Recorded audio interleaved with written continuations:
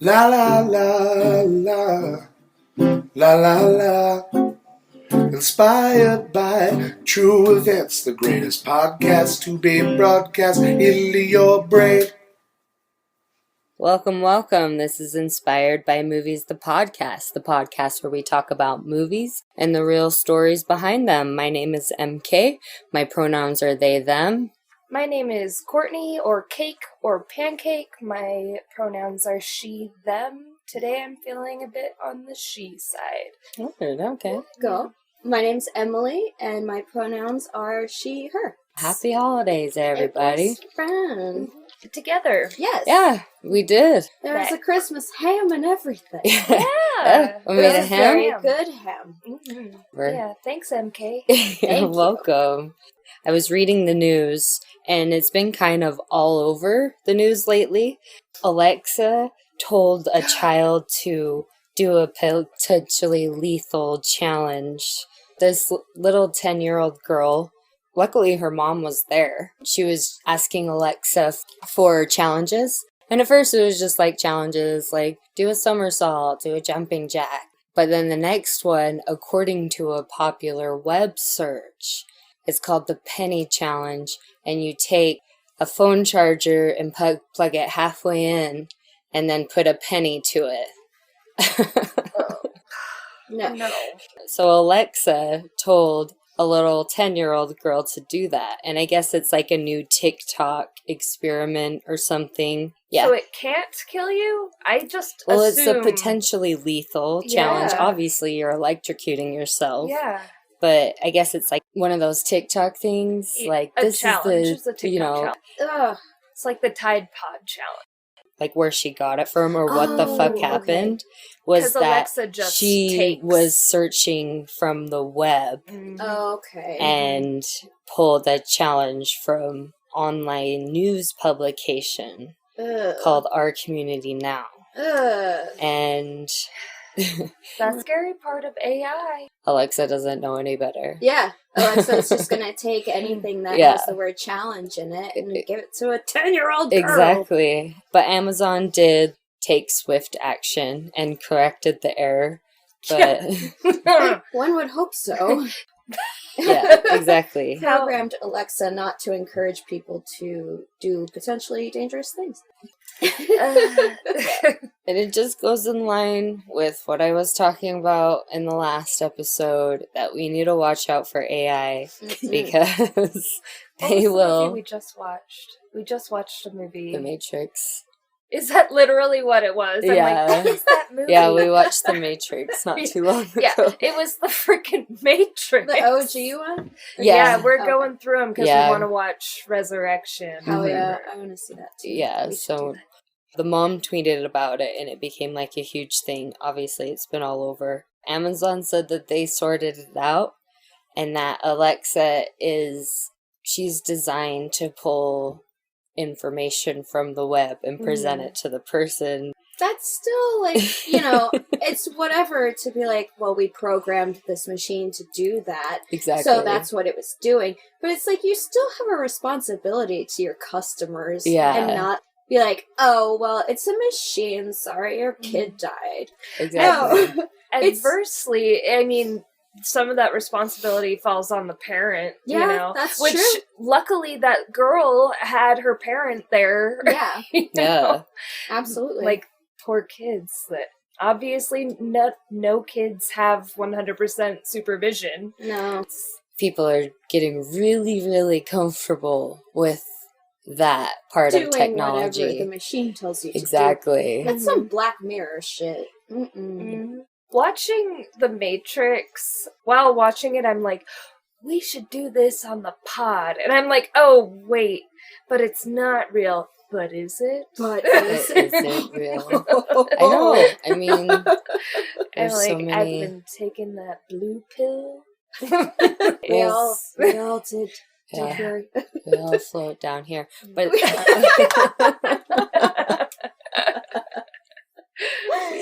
We're just mixing our genres over I here. know. That's what this podcast is all about. Okay, so I have one little last thing. There is a fire chief in Provo, Utah, It says you may have heard of the TikTok experiment involving a cell phone charger, a coin, and an outlet. Captain Brian Tanner of the Provo Fire Department in Utah posted in January 2020 from the organization's account on TikTok. I'm telling you, this is dangerous stuff. Don't do it, Tanner added. So. If it's made it to Utah, that's big news. Unless Utah's the one that started it. I was just about to say, like, maybe Alexa pulled it from that video. No, Alexa pulled it from the website. Went from a website called Community Page. Okay. The website has yet to comment on it. Amazon jumped right into action. Obviously, damage control. They have the resources to do it. Yeah. There's that. Just watch out for. Don't ask Alexa for challenges. What the fuck? Don't ask Alexa for anything. Throw your Alexa in the trash. Yeah, just don't just do get it. rid of it. Like, also, let's just talk about challenges from TikTok anyways, or the education on TikTok. Some of it's good. Some of it is like, you didn't look into that well enough, like the guy that thought that detergent goes in the fabric softener part of your washer. oh yeah. What? I was scrolling through the TikTok. There was this guy just on my For You page that was like an appliance guy or whatever, and he did a duet with this kid that was like, I was today years old when I realized that this part of the washer is for your detergent. That center part, you know, and it has a little cup inside. Yeah. And the guy pops in, no! Don't do it! When Cake told me that, I was like, no, you don't do that. Because at first I was like, is it? Because, you know, I was today years old, the whole thing. Mm-hmm. But I was like, no, that can't be right. Yeah. And then Courtney The guy finished is like, I was never years old. Because that's not I was never it's not years a old. thing. I don't know. TikTok, man, like, it's cool. It's funny. I enjoy TikTok. I post on TikTok. But there is a lot of stuff a lot on of TikTok. misinformation. Yeah. Yeah. Well, like, the ticks, and now, like, these challenges. Like, I hear about so many different TikTok challenges that are... Then there's some fun ones, like the TikTok dance, but... I just watch TikToks of, like, cute baby pigs and shit. Right. You know? Ferrets and dogs, Ferrets. Mm-hmm. cats, Mm-hmm. sometimes Animals a in sugar general. glider.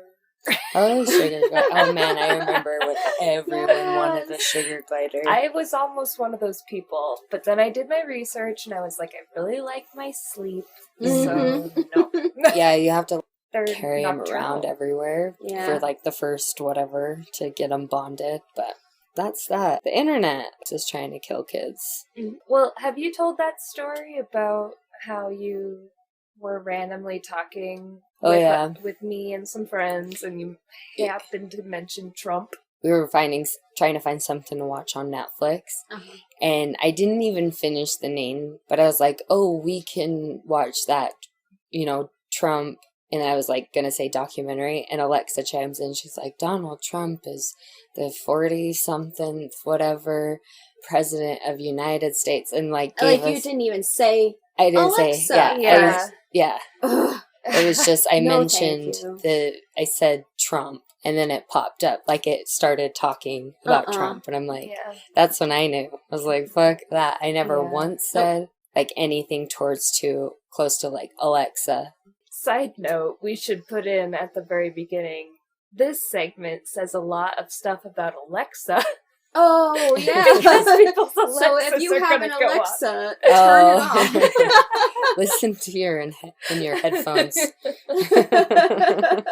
Sometimes when I'm listening to a podcast and they'll say a lot of, like, G sounds, my phone will go off because you say, like, hey, Google, or whatever. Oh, no. And, like, my phone will start going off. I'm like, what I'm the like, is your fuck? phone going off?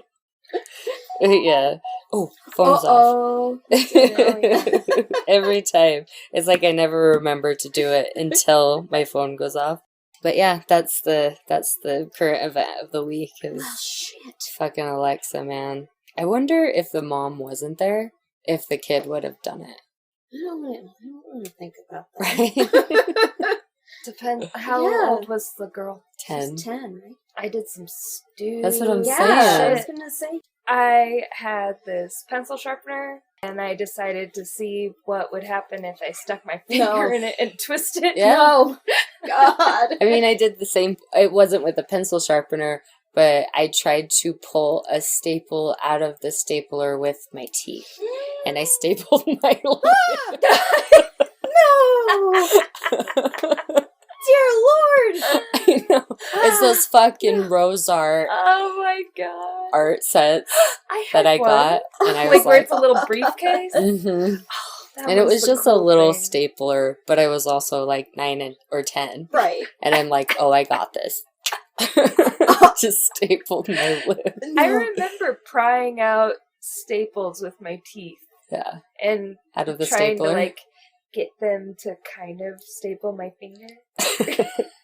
Am I a masochist? I guess I I think am. we both might be a I'm little. I'm sitting here and I'm like, y'all put your teeth on metal?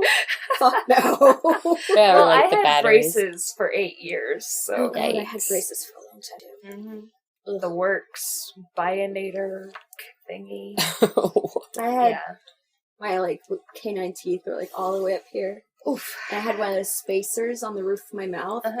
and like the ridges of the roof of my mouth are Mhm. like still shaped like that spacer. Uh-huh. It's so fucked. Uh-huh. Oh, God. Yeah. Yeah. I wouldn't wish jaw surgery on my worst enemy. No. It was Yeah. the worst thing You've had ever. 2, right?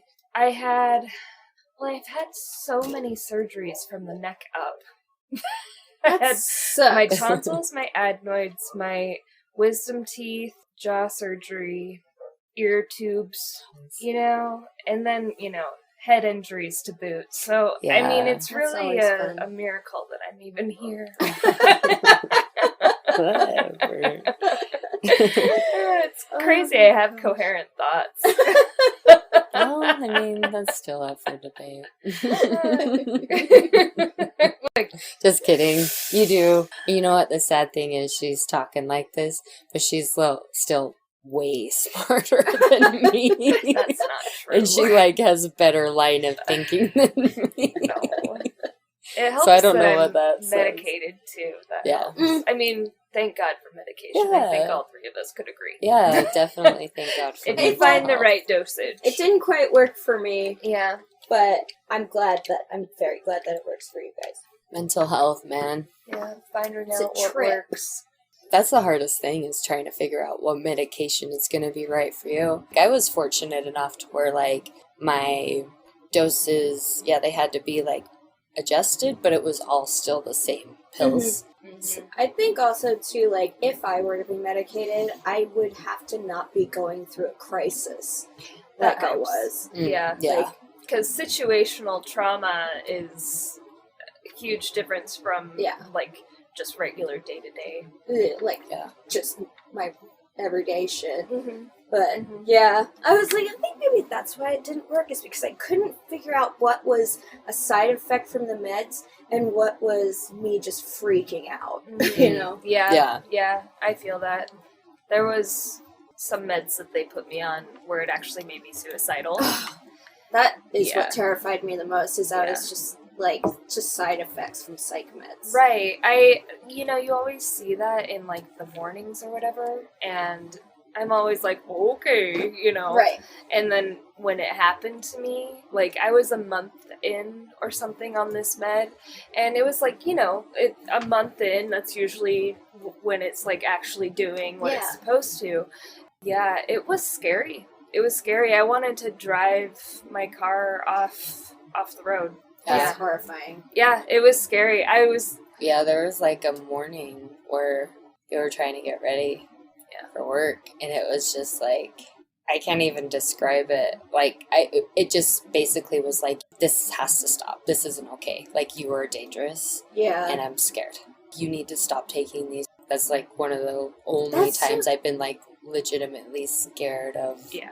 Something I was scared like of that. myself. Yeah. So- And it affected my work. Mhm. That Yeah. was, yeah. That's what freaks me out so much about psych meds. When I started taking them for the first time this year, I was I was desperate for some relief, Mhm. which is why, but the reason I had never like experimented with them before was because I was so scared of the side effects. Right. Like, Yeah. it's just so messed up. Yeah.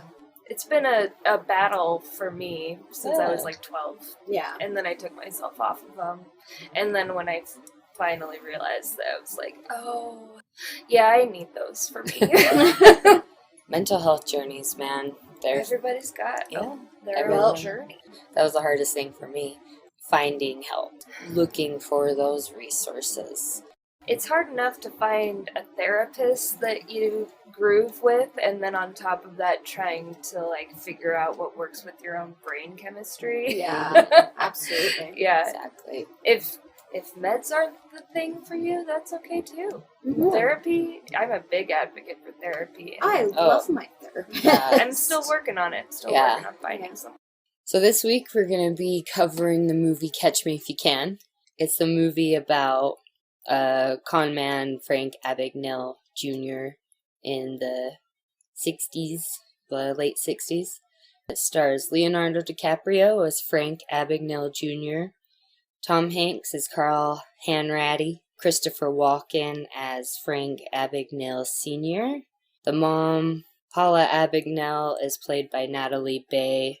Then there's other people in it, like Amy Adams is in it, and Elizabeth Banks, Jennifer Gardner, just a bunch of... This was one of my favorite movies. This was done in 2002? 2002? Yeah. Mm-hmm. Yeah, 2002. I would hate to get that wrong. I know. That was junior high, I believe. Yeah, so That was junior in high. 8th grade. 8th grade for us. I don't know what for you. 6th, 7th? Probably 6. I was Yeah. 12. Yeah. Yeah. It's a good time for this movie. Twists, turns. You can do whatever you want and no one gets hurt. Exactly.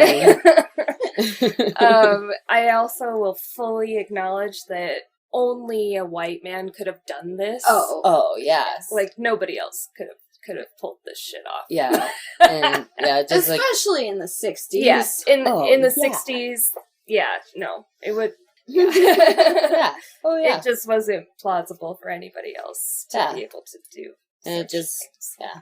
It just goes to show, like, the extent of white privilege. If My dad is a white man and did this sort of shit. Yeah, I mean, not there to you that go. extent, but he definitely was very extensively involved in check fraud and Wow. financial fraud of various, Wow.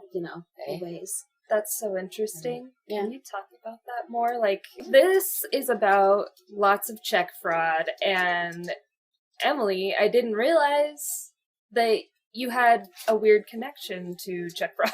Oh, yeah. Gosh. I'm trying to think of, like, the years that it was, because, to be perfectly honest, my mom would probably have way more insight to it. When I became aware of it, I was probably in high school, but I'm pretty sure because we were set into our, like, fucking... What? So Courtney's phone just started going off. Shut like up. the fucking Google or whatever. Yeah. Because of check fraud? I don't know. Yeah, like I noticed that it was like the words were going down at the bottom of her phone. Bixby. I know. Do you guys have a microwave down here? Let's just put our phones in the microwave. I did. Oh, no, I got rid of it. It's a common theme. Is it doing it again? Fuck. That's wacky. Stop. Now they're pissed at us. They're mad. Because we told them not to listen. Like, I'm going to listen just to spite you. I know. I know. Matrix. I'm telling you, it's the Matrix. The lion, Seriously. the witch, and the audacity of this bitch. Who is that from? It was some meme. Oh my god.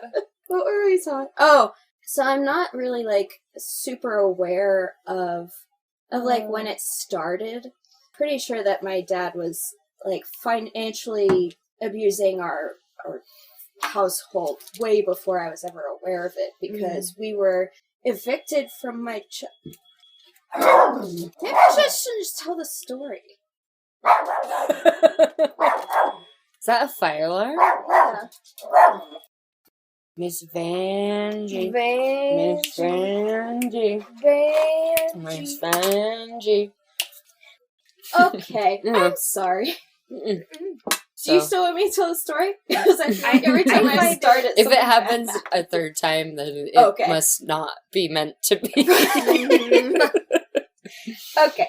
I'm not entirely sure when it started, because I only became aware of it when I was in high school, and we were foreclosed on in the home that I grew up in when I was about 9 or 10 years old. And then from that point until I was about 20, which is when he left our house, we were kind of nomadic because we never had any money as far as I could tell. And my dad was just like, he was stealing money from my brother's college fund. Oh, no. From my college fund. He would always be, quote unquote, borrowing money from us. Or like stealing our bank cards or whatever. He also did a lot of like fraud with just people he knew. I remember towards the end of his like involvement with our family, before my mom kicked him out, he had like completely drained all of my mom's savings. And then he was also seeing another woman on the side, and she had either 2 or 3 very like significantly disabled kids. Oh God. And he completely drained her savings as well. No. Yeah. I remember she like got in contact with us like after my mom kicked him out, and she like reached out on Facebook to all of us. And I remember her asking me just like a list of questions, being like, are any of these things like true about your father? These questions were legit, like, did your father ever have his pilot's license? Like, did he ever like land a plane on like the highway in Maryland or some shit like that? No! Yeah, like, dude. My dad, I think he took like 1 flying lesson when he was like in his 20s or something. But he always, the pilot thing, like this movie, wild. There were a couple of instances the first time I watched it where I was like, pilots are respected, so I'm a pilot now. And like, I remember he used to like tell that story. He had some like small trophy that he received from some government official in Philadelphia because he had apparently like thwarted this mugging or something on a lady. And so he had like this, at least that's what I remember the story being. So who knows what it was. It was like this little Liberty Bell statue that he received for like thwarting some mugging that happened. Yeah. And I don't know, he has all these fucking stories. And I remember really, the woman it was just like, a gift shop little. I wouldn't be surprised. I wouldn't be surprised. Or maybe he's like, I tried to mug a lady, but it didn't work out. But this is so all she had in her purse. This is all she Liberty had. Bell statue. God, I hope you're listening. I know you're not. But Whatever. I feel like my brain isn't very organized about it because Yeah. it's just like, I have so many like strange stories from that time. I bet. Just like the reason we moved so much was because my dad would write bad checks to our landlords and just not pay fees for living in certain motels and shit. And we'd get kicked out of those. And it was just a very strange time. Especially because I was just a kid, you know. I'm sure this movie brought up a lot of weird feels for you then. It did at first, because I watched it like 3 times. Yeah.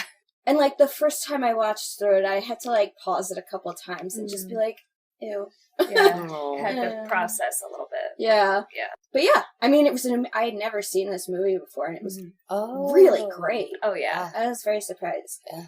I mean, anything that Steven Spielberg does, I feel like. Yeah. I mean, I'm sure there's several that I probably don't like, but he's got some heavy hitters. Also, I was just really impressed with, I mean, it's Tom Hanks, but I loved Tom Hanks in this movie. I love anybody with a Boston accent. Gosh, Tommy. Well, should we get into it then? Yeah, let's get into it. So, Catch Me If You Can, one of my favorites growing up. So it was fun for me to do some research on this and have more excuses to watch it. Because it's been a really long time. So I started out saying that it's the longest intro ever, but really cool animation. And they have him on to tell the truth Frank William Abagnale. It said that from 1964 to 1967, he was a pilot who flew 2 million miles, chief resident pediatrician at a Georgia hospital, assistant attorney general for Louisiana, and is considered the youngest, most daring conman in U.S. history. $4 million in fraudulent checks in 26 countries and all 50 states, all before 19 years old. Then it pans over to Carl Hanratty. He is an FBI agent in fraud. So it pans from To Tell the Truth, and it goes to 1969, Christmas Eve in Marseille, France, at their prison there, and Carl, the FBI agent who is investigating and hunting down Frank, says that he's ordered to see Frank. You see that Frank is in horrible conditions, told not to open the door, to make sure you only give him things through a slot. Like, it's really intense. He looks like he's from Les Mis. Yeah. Like, just real dirty and has really long hair and has a blanket. So scraggly. Yeah. Okay. He's talking to him through this little hole. Frank just falls over and passes out. Well, he's like reading him his rights and stuff. Right, yeah, he's like reading him his rights, saying we're going to take you to the U.S. so that he can be charged there. But he ends up passing out, and they get a doctor to come and take him, to get him taken care of. He's taken to a bed. The doctors or the prison people are washing their hands because of the lice. They look back, and Frank left out the door. Yeah, he's running, but he couldn't get very far because he was actually sick. And he looks up at Tom Hanks, and he's like, okay, Carl, let's go home. And then it pans to 6 years earlier in 1963. In New York, New Rochelle. New Rochelle, yeah. New Rochelle. I'm so nervous about mispronouncing things. It's okay. Don't you worry. In New Rochelle, the Rotary Club, you see Frank at a table at this big gathering, and he's peeling labels off of the wine bottles and seeing how he could do it. And that's kind of foreshadowing a little I didn't bit. even notice that. Yeah, That's weird. Yeah. See, he's having a good time. Like, he's trying to see how it works. Like how clean he can get them off. I Yeah. didn't even notice that part. Yeah, it's just a little slight thing, Yeah. but I mean, I've seen it so many times. They're at the Rotary Club at like an awards ceremony or whatever, and Frank Abagnale Sr. is getting a Lifetime Member Award. And while he's up there, he's giving this speech about 2 mice in a bucket of cream. The first mouse, the first mouse drowned, and the second mouse churned the cream into butter and climbed out. And ladies and gentlemen, he is the second mouse. Second mouse. Here is the second mouse. Yes. Then, okay, hang on, I gotta make sure I'm seeing my notes properly. So in a lot of like situations, or like, I'm a lifetime member of this Rotary Club, but I was like, I never actually understand so I looked it up, and it's actually pretty cool. It's just like an organization where they get like business owners or like kind of like influential people in the community to basically, humanitarian efforts. So I was like, that makes sense why people are like kind of boast about being a lifetime member of a Rotary Club, because it's like, okay, yeah, that's cool. That's pretty just cool. community Upstanding service. member of society. Mm-hmm. Right. Yeah. Thank you. I didn't actually. I should have looked into that because you always see those Rotary Club things. Yeah. And I'm always like, that's Exactly. cool. I have no idea what that is. Yeah. So that's what that is. That's why there's 3 of us. Yeah. Yes. For edifying. The next scene, it pans over to Frank Sr. talking about how he got his wife in France while he was stationed in France, and they're so in love and cute. And then it pans to Frank Jr. in bed, and Frank Sr., I'm just going to call him Dad. Yeah. Dad wakes him up and tells him to put on a suit. He doesn't have a suit. With a black suit. Yeah, he needs a black suit specifically. So then they realize they don't have that, so they go to the dry cleaner for a suit. He's trying to convince the owner or shopkeeper or whatever to open up early so that they could get the black suit. And then we see this trick where he puts his hand through the gate and he's like, Found this out on the sidewalk. yeah, found this Is it out. yours? Yeah, this is where he's like, see his dad's a total hustler, Yeah, you know. being sneaky. And so, like, you could kind of see where Frank Jr. gets that charm Yeah. and, like, these elaborate stories right off the cuff. And then also the little necklace. The necklace trick, I referred to it. Yeah, I wrote it down Something as Dad does necklace trick. Yeah. Yeah, he, like, pulls out a necklace. I Yeah. found this out in the parking lot. Is it yours? It must have just slipped right off your neck. And they're like, oh my God. I'm like, does he just have a... Where does he get all these necklaces? Yeah. Like, does he just, Now, like, see, go to, that's the question. I think there actually is a deleted scene. Oh, really? I didn't have time to watch the deleted scenes. We have the 2-disc set. The director's cut. Addiction. Addiction. There we go. Yeah.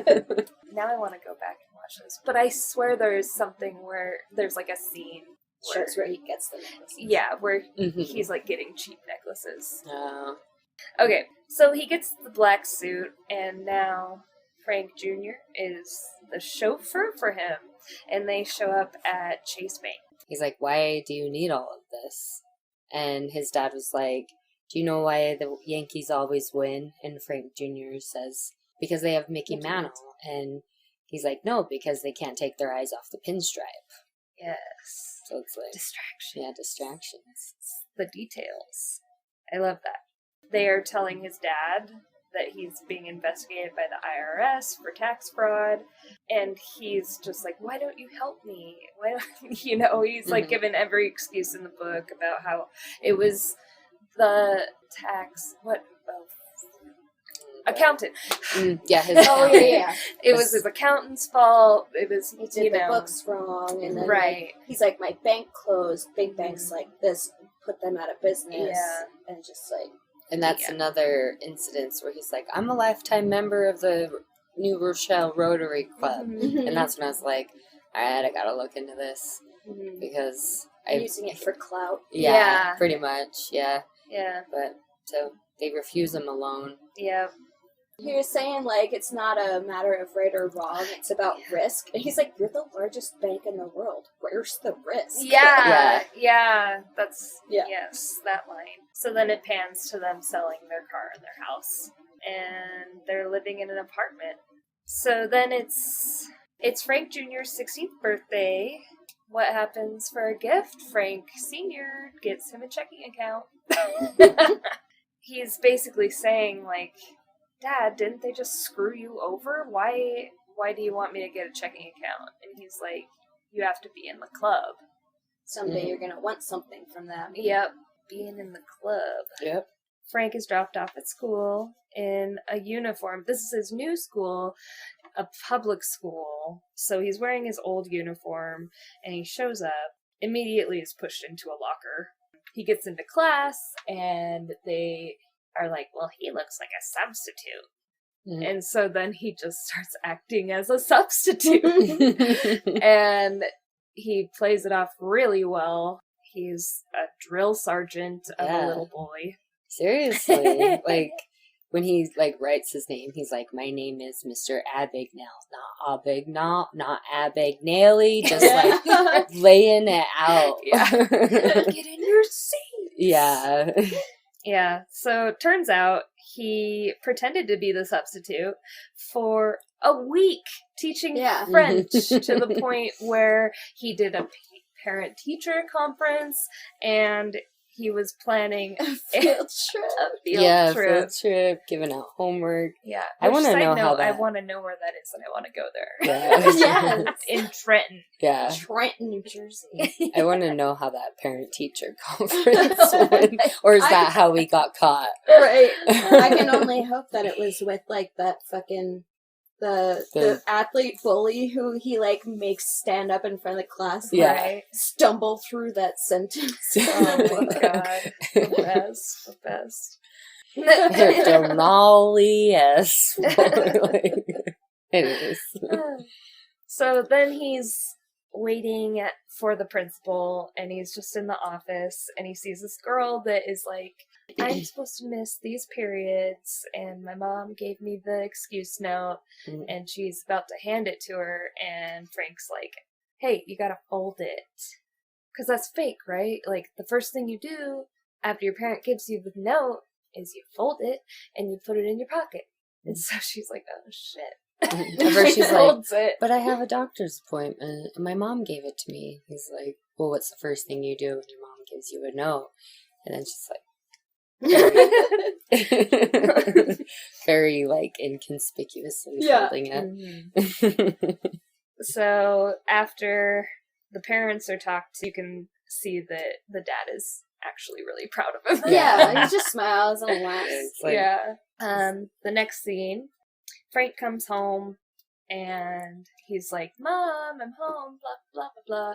Goes to walk into their bedroom and a record screeches to a halt, and Mom comes out of the bedroom trying to act like she was explaining that it's a 2-bedroom apartment with this man, the president of the Rotary Club. Is that it's right? his dad's friend and the president of the Rotary Club. And obviously they're having an affair. Yeah. You know, it's very obvious. And the mom's like, all flustered. Yeah. If because Frank notices like the pin that he left. I'm like, if he didn't notice that, then the dad would have found out. And I wonder if that, like, he did it on purpose or just was like, whatever, like, you left this. Yeah. And the mom's all freaking out in the kitchen, like, giving him hush money. yeah, like, you're not going to tell him. Why would you tell him? There's nothing going to tell. Here, eat this sandwich. Here, do you want money? And then she, like, lights a cigarette. He takes them. He's like, I thought you were going to start quitting, and slams the door. Yeah. So it's obvious that Mom's being a little hoe. No surprise there. They're getting a divorce. And this scene just breaks my heart. Frank has to choose who to live with. Yeah, there's like that whole thing where they're like, just write down a name. Just write down a name. And both of his parents are saying, like, I love you. I've always been here for you, blah, blah, blah. We're not fighting. Nobody's fighting. Yeah. You come to find out that he doesn't choose and just runs away. He writes his first check for a train ticket to New York City. Yeah. He's like, can I write a check for that? I was like, oh. Like, here we It go. really escalates after that. Yeah, it does. Okay, so it pans to 1969, Paris with Carl, and Frank is basically explaining, you know, the good things in being in a hotel and what nice rooms. Yeah, there's better rooms, and Carl's like, well, this is what the FBI can afford. Yeah. And I don't know why I'm just like lost in this part of the story. It's okay. Can you help me? I got you. I'm going to say, I have also some Yeah, stuff I'm too. like, I want you guys to jump in at So, any time. He's like, I'm I've stayed in like, worse. And then it cuts to him, like, getting kicked out of another hotel. And he's like, I'll write you a check right now. But 2 of his checks had bounced. And the guy's like, come on now. And then let's see. But yeah, so then it, like, goes into this montage of him forging checks. Well, the montage has him changing his name and his birth date on his on his documents and stuff. Yeah. He changes his last name to Taylor and changes his birth date from to make him 10 years older.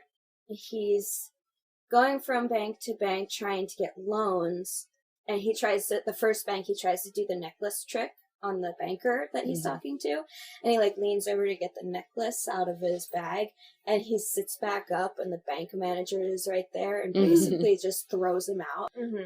And then so it shows like him going to like different banks and being like, it's my grandma's birthday next week, I'm gonna get her something nice, or it's my midterms and my books got stolen, all that stuff. And he doesn't get anything, and that's when he sees a pilot. I didn't realize this, and I asked Courtney, I was like, is that really how people saw pilots back then? Like, commercial airline pilot. Yeah, Can I get you your had to autograph? be special to fly. Yeah. And true. so they were like superheroes. Yeah. With that, I was just writing here. He sees the pilots and he's just inspired. Yeah. And he sees, like, how the people, like, strangers and how the people in the hotel are treating them with, like, just, like, the utmost admiration. He's like, I want that. Yeah, Right. he can be a pilot. Yeah. And then he writes to his mom saying... No, his dad. Oh, his dad, yeah. Yeah, most of his correspondence is through his dad. He talks about his mom, but I think really only talks to his dad. But he writes his dad and is like, I'm decided to become a pilot. That's when he is posing as a student looking to do an interview. And he's like asking so many like very specific questions. Yeah. And the guy's just like, yeah, whatever. Like, you need one of these, like, you know, licenses. Like, have mine. It's 3 years It's expired. Like, just the trust that they have. Like, oh, you're just a kid. And he's, like, asking all these really specific questions, even, like, what's the lingo and all that stuff. And where to go. And Yeah. I just want to say that I kept typing pilot like Violet. And I kept, like, writing it like that, too. And so I typed in here to mention that I kept spelling it Piolet instead of Pilot. And it didn't give me, like, that it was a word that was spelled wrong. So I was like, wait, is that actually a word? And so I looked it up, and PLA is a thing. It's a 2-headed ice axe used in mountaineering. Oh! It's a Swiss word. PLA. So there's your fun fact for the day that has nothing to do with this story. That's actually a fun fact. That is fun. Also, I'm like, why am I spelling pilot like Violet? He has perfect responses to all questions all the time. Like, it's magic. His crazy. brain just goes... He knows exactly what to say and what people want to hear from him. Yeah, like when he's looking for a uniform. Oh, yeah. He's like, hi, I'm, so-and-so, and just really, just very... Yeah, the confidence. Eloquent and very well, rehearsed. And he's able to get a pilot's uniform very easily, because then they're like, give us your employee ID number, and we'll just charge it to the airline and take it out of your paycheck. Exactly. Even better. Yeah, I know. Like, what number, like, wouldn't they have noticed, or did he get, like, someone's actual number? Because, like, wouldn't they be like, actually, I don't know, since it's so big. Yeah. It's wild. Anyways. I doubt that they would just it's not like they have a computer to just look up, oh, is this number valid? Yeah. Like, it would probably have to go through a few processes before it even gets charged. Yeah. Genius. Fucking genius. Yeah, he could write down 6 numbers and they'd probably be like, cool. Okay. I thought it was funny, the next scene, he goes back to that same bank that he originally got denied, and the president comes up and shakes his fucking hand. The same dude who just kicked him out. Yeah. Then at his hotel, he finds out that they can cash payroll checks and personal checks. But with personal checks, you can only take out cash with $100, but a payroll check, you can cash $300. So then he's like, okay, let me try and forge a Pan Am check. And he does one, and he does it. Fucking genius. Right. Takes a toy airplane, puts it in a bathtub till it warms up, takes off the sticker, and uses that for the check. Yeah. Brilliant. Yeah. So smart, this kid. He has one, and then he does it, and then it works. And then it cuts to a bathroom just full. A bathtub full. Yeah. Yeah, I put cash is one, then big production. Yeah. Oh, huge. So then he goes to the airport to cash a check. he goes to talk to the person at the desk, and she's like, "Oh, are you my deadhead?" Does anybody know what a deadhead is? Mm-mm. Do you have No, an I answer? don't. Oh, I was going to ask you guys if you know. I'm gonna Google it real quick. I'm pretty sure, I mean, please Google it because I might be talking out of my ass, but I'm pretty sure that it's just kind of like a pilot that's going to the next spot. Like, they're not assisting in Yeah. the flight or anything. They're just catching a flight. That's what I thought. A pilot or a flight attendant who is deadheading on board a flight is one who is traveling to a destination to be repositioned as a part of an on-duty assignment. Yeah. Okay. Yeah, All so right. basically just a way to get them for... Yeah. The Very next spot interesting. of their job, basically. Hell yeah. Huh. Okay. Yeah. Thank So I you, was guys. right. Cool. Yeah. A+. Gold I've star. flown 12 out a of 10. lot. So I feel like I might have picked up a couple things on my way. Yeah. So then he's like, he like takes a beat and he's like, yeah, I'm your deadhead. Mhm. Yep. Mm-hmm. Going to Miami. And he fakes his whole way through the conversation with the pilots. Yeah. Pilots. Pioles. PLAs, pylons. There's just a bunch of ice axes in this plane. Yeah, I know. Just... Yeah. A lot of them. I thought it was cute. They like take out the seat for him, and the waitress, she's being so cute, and she's like, "Do you want something to drink?" And he's like, "Milk." Milk. Yeah, And they take off, and he's so scared. I know. Is this... So, I had assumed this was probably, like, the first time he'd ever been on an airplane. Yeah. But then I thought about it because his family was very wealthy before. Yeah. Mm. So I wasn't sure. But it definitely seemed like it was Yeah. the first time. Yeah. for him on an Well, I airplane. guess it's probably scary being in the cockpit. Yeah, Yeah. it's probably a lot different. Yeah, I can only imagine. But it does seem like it's his first. Yeah. Yeah, that's the vibe that I got, that he had never been on a plane before. Mhm. Just the way he acted. Right. He considered this his graduation. Yeah. Yeah, and then it like cuts to him writing to his dad, "I graduated today." Yeah, so he ends up doing the necklace trick with the airline stewardess.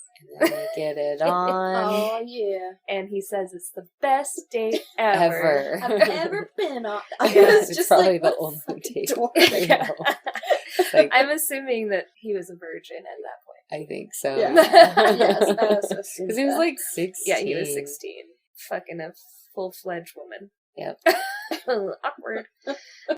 Yeah, so then he goes to the bank and looks for a cute girl and asks her on a date. And that's Elizabeth. That's where he meets Elizabeth Banks. Yeah. And then she shows him all about the...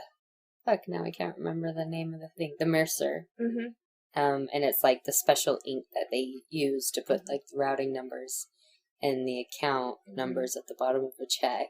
He's like, "What routes him to where?" And she's like, "I actually don't know. I've never No one's been." ever asked me that. Yeah. And then he goes to an auction where like it's a bank foreclosure, and he buys one of those machines. Mhm. That's when it cuts to Carl Hanratty. And he's giving a presentation about all the forgery that the unsub has been doing, because they're all just kind of making fun of him. Like, "Oh, is that what those numbers mean? I didn't think that they meant anything." Or, And it's Yeah. like, "Oh, you should talk to my wife. She keeps track of the check." Ugh. God. exactly. Wah, wah. Like, they're totally just like sloughing him off. I And did look up what MICR means. Do Yeah. you guys know? Because I didn't know. I don't. It means magnetic ink and character recognition. Nice. There Okay. you go. So Alright. I Yeah. That's pretty neat. That is pretty neat.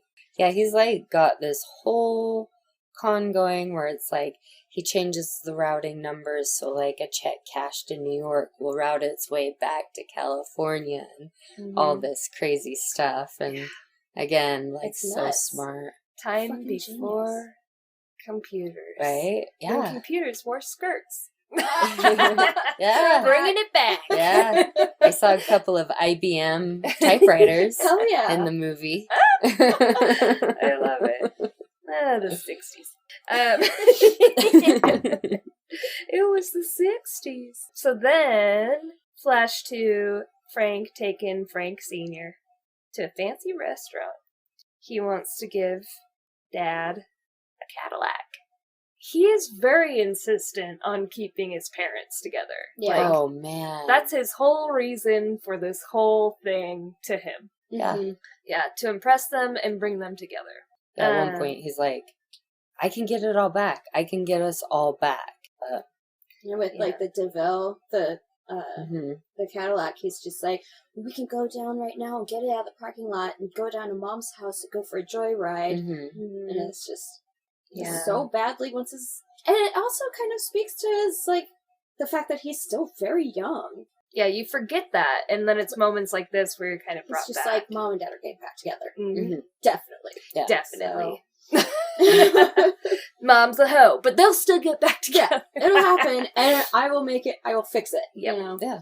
Yeah, that's when Dad says that, I took a train here and I'm going to take the train home. He lets him know that he's still being hunted by the IRS, but he still loves his mom. Yeah. And I like that he's like, where are you going, Frank? And he says Hollywood. I think he's kind of like, because he said the rest of us are all suckers. Yeah. And so I'm kind of like, is that him being like, yeah, I get that you're conning us. Like, I get it, but I'm cool with it. Yeah. Because fuck he's a off. hustler, really are too. suckers. Yeah. Yeah. Yeah, that was my take on it. But Yeah. it's Yeah, that's that not makes set in sense. stone. Flash to Carl in Hollywood. They gave him some agents to form a team, but they're kind of the misfits. Yeah. Guys that have never been out in the field, making Just jokes. fucking up left and right. And Yeah. That's why they're with Hanratty. Yeah. In this synopsis on IMDb, it says fuck. Just says It says fuck. Just says fuck. Oh, it did the thing. Hold on. It says, meanwhile, Carl Hanratty, a nearly humorless but persistent FBI agent, has caught on to Frank's check fraud and tracks the last falsified check to a hotel where Carl's in Hollywood. And that's where we're at. But it's just funny because it goes on like, and he's like, okay, you want to hear a joke? Knock, knock. Who's there? Who's there? Go fuck yourself. I love it. It's the best. Best Oh, joke Tom ever. Hanks. So then Carl goes to the Tropicana Motel, and they found out that he's actually there because the Yeah. owner is like, I don't don't- harass my customers. And he's Mhm. like, wait, what? He's here? Mhm. Pans over to Frank, who's friends with a blind man who's being escorted, and that's kind of cute. He goes into the room, and then all of a sudden Carl goes to the room, flashing an ID backwards to a maid. He's just like busts into that room. Yeah, He's like, FBI! Yeah. I wondered if that was like a goof or because it was like, because he's just like, fucking get out of my way. Yeah, he's so stoked to do something exciting that Mhm. he's like, I've rehearsed this so many times, Mhm. flash my ID. Mhm. And then I bet it was like an actual oops, but then they were like, no, this is It good. fits. Mhm. Yeah. Yeah. It tracks. Mhm. So then he busts in there and nothing, and then all of a sudden Frank comes out of the bathroom dressed in a suit. And he's just being cool as a cucumber. Like, Seriously? just, I was very, like, oh. I know it's a movie, but I'm just like, God, I bet this actually happened. People can actually do this Right? stuff. Like, It's insane to me. I just don't. My brain does not lie like that. I just can't. It'd be too much. Mm-mm. Yeah, he's just cool as a cucumber, and Carl is just like, hands down, blah, blah, blah, blah, and all that stuff. And then Frank is like, dude, chill. Keeps talking and convinces Carl that he's in the Secret Service. And then he's like, look, here's my identification. He hands him his wallet, and Carl's like, okay, cool, whatever.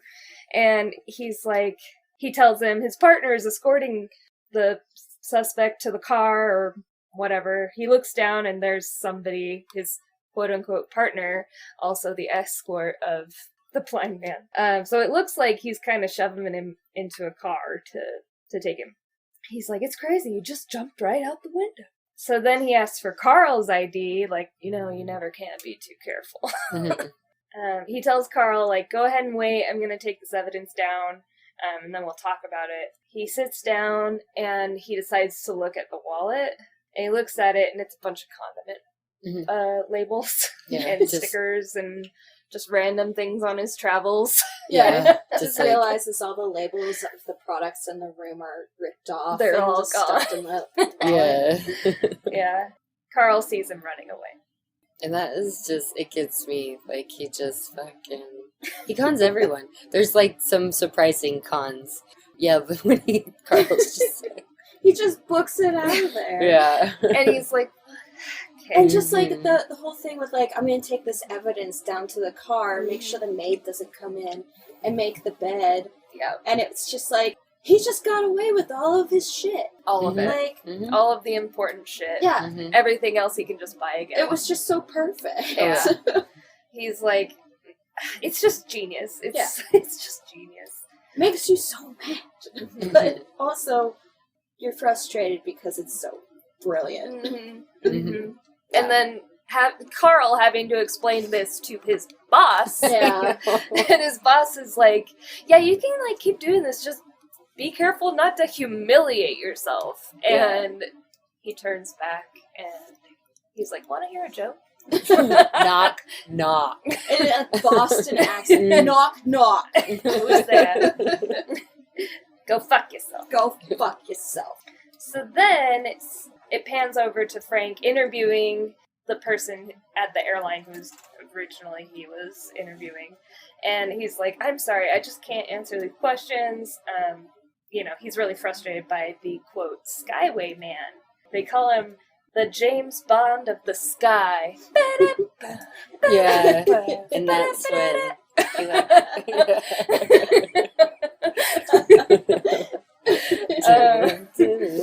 Ding, ding, ding, ding, ding, ding, ding. and it, like, he gets all the suits, like, he gets 3 James Bond suits and the car. in the He car. plays the part. Yep. Oh, he really goes for it. Mhm. And then he's at a hotel.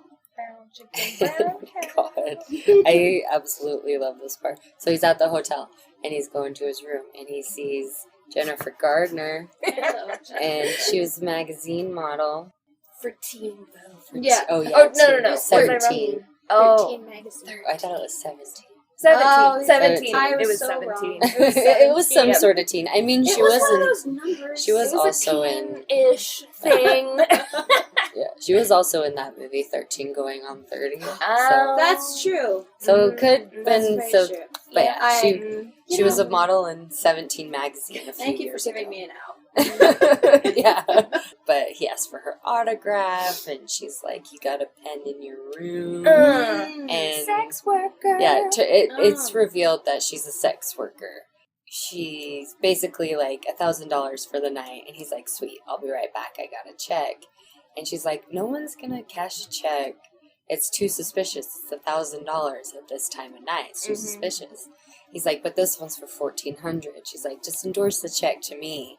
He's like, "But this one's for $1,400. She's like, "Oh, look, I have $400.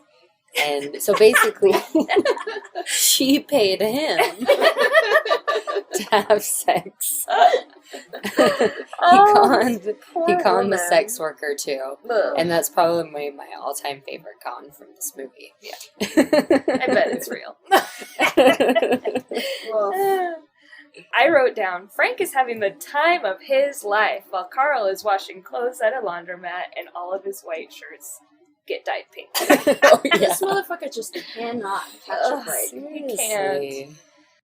Can I just say that I did not catch that con with Cheryl Ann? It did not even register. I'm like, you're saying it, I'm like, oh right, the fucking checks aren't real. Yeah! I Oh know. my god. I was like, oh right, that makes sense. Watching the movie. Exactly. Look, just a little exchange, even it out, which that in itself is fucking weird. Like, let me give you change for my body. Right, right. I mean, you do you, but I don't know. I'd be like, nah, your price just went up. Right. Yeah, right. Yeah. But yeah. But- When it was happening, I was like, did he just? And Yep. Courtney was like, yep. Yeah, I definitely watched this movie 3 times in the past, like, 5 days. Yeah, explain that to me. You know, this movie has teeny tiny details. Like, really. Yeah, Like, it's great. Like, So next thing I wrote that it's Christmas. Barry Allen calls for Carl while he's in the office checking fingerprints. Frank just straight up is talking to him about his itinerary and address, and you can kind of see that he's like maybe a little desperate. Mm-hmm. Carl knows that it's false, but asks how he knew that he wouldn't look at the wallet. And he says, you know, the same way that the Yankees always win. Nobody can keep their eyes off the pinstripes. And Carl's like, I'm gonna catch you, you know. He kind of laughs because Frank had no one else to call. Mm-hmm. He's Yeah. like, you didn't call me to apologize. You called me because you have no one else to talk to. Yeah, turns out. Yeah. Turns out that the room number and the address that he gave him was actually where he was. Mm-hmm. So it like kind of is like, I feel like kind of a nod to him being like, I want to stop this, Mhm. but like still being too proud, being like, I apologize that I humiliated you in Los Angeles, but also like, oh my god, I'm in over my head. yeah. Then it pans to him in a diner, Carl in a diner, and he's just got this list of Barry Allen trying to find him. The waiter comes up. He's like, oh, you're a fan of The Flash? He's like, what are you talking about? He's like, Barry Allen, that's The Flash, like the comic book. And it suddenly clicks that Carl realizes he's a kid, and that's why they don't have any record of him. They don't have prints. So then he knows that he has to go through the list of runaways in New York because he mentioned the Yankees. Mm-hmm. It was really good police work on his part, Very piecing impressive. that together. It's genius. So then they, on their list, they end up meeting Frank's mom, and turns out she married that dude, and she doesn't realize how much he's done, which I think is appalling. She's like, he ran away, oh well. Yeah. She does not give a shit. She Like, really doesn't. she just cares about money. Like, Yeah. it's pretty obvious. And it's really sad. Yeah, she has no idea what he's done. She shows them his picture and gives them his real information, you know, because she thinks that they're like trying to help him. She's like, I'll just pay for whatever fraud he's done or whatever. He's like, ma'am, it's $1.3 million. Yeah. And she's just kind of like, what? And they take off. I like the part from that scene where like she's like, I put out the Sara Lee and like whatever. The one guy on his team is trying to reach for the fork, and Tom Hanks, as Carl, like picks up the fork and tries to like stab his him. hand with it. I related to that guy because I'm like, Like, I don't want to can be in I the way, just- but also I want to Yeah. eat It's this. just like his Mhm. team is just so goofy. Yeah. Yeah. Boobs. Yeah. Like, that part. Unreal. Mhm. So then it pans over to Riverbend Apartments in Georgia. They're having a real big party and having a good time. And then turns out his friend broke his ankle or something. His tibia, I believe. And then he goes to the hospital because, you know, the person's in the hospital. And he meets Brenda. Oh, Mhm. Brenda. Sweet little Brenda. So sweet and innocent. Brenda's not actually real, but she does emulate a flight attendant that he had a relationship with that we'll get into later. Mm-hmm. Oh, okay. And also Carl Hanratty, he's not real. He's a combination of FBI agents Mhm. Oh, okay. that pursued him. Mm-hmm. That's really interesting whenever Mhm. they do that because, Mhm. like, when we did Hidden Figures, Mm-hmm. the way that, like, two of the, Mm-hmm. like, not main characters, but big characters, Mhm. just, like, they weren't real people. I don't know. I just they find were that really amalgam of interesting. people that made that person extremely interesting. Yeah, Mhm. yeah. Yeah. I just think it's really interesting when Yeah. they do that. I put that he seduces her by giving her confidence. Mhm. He's like, I bet you can do this job because she's all sad because The doctor was messed yelling up. at her. yeah, she was getting yelled at because it was like her first week or something. And then they bond over her braces. Yeah. Yeah. Which is adorable. Yes. It kind of shows his age a little bit Mhm. there. Yeah. You know, the way he's like, yeah. I just got mine off really recently. Mm-hmm. Yeah. Yeah. Mm-hmm. I put, she openly gives him hospital and patient information. Like, revealing that she actually is bad at her She's real bad at her job. Like, she gives him the rundown of what that means, like their codes mean, what the colors mean, as well as, like, literally what the doctor is doing to treat exactly what is wrong with said patient. HIPAA laws. I don't know about HIPAA laws back then. I'm sure they were really loose. Again, the 60s. Who fucking knows? Yeah, who knows? Yeah. Who knows? Probably a lot of people, just not us. Yeah. So if you know, let us know. Let us know. If let you us know if you know. Share your knowledge. So then he's like kind of stoked on that information, and he just asks if they're hiring. She's like, well, what do you want to do? And he's like, I'm a doctor. He forges himself a PhD and a resume. And a diploma from Harvard. Yeah. Yeah. Diploma. All the things that you need to be a proper doctor. Mm-hmm. And he is Dr. Connors. He said he is told that he can the only position that they have open is the overnight resident doctor, and he gets to be in charge of the interns and the nurses. But he had one stipulation that he got to check. His one stipulation was that he got to pick his own nurses. And so, of course, he picked Brenda. But to study for being a doctor, he watched doctor movies. Like, that's not what he does. Yeah. Like, whenever there's a new thing, he's just like, I'm just gonna watch a bunch of movies about it. Right. Mm-hmm. So they say I concur a lot. I have... He gets... Oh, wait. First, Brenda gets her braces off, and they mack it in his office. He gets called into the ER. What? You had some great facts about that scene. Yeah. I So, want to know. so she's kissing him, and she's like kissing him totally like just... Eating his face. Yeah, just absolutely eating his face. And I found out on IMDb that Amy Adams got the direction from Steven Spielberg in kissing him. Just imagine that you're starving to death and eating a cheeseburger. And it really showed.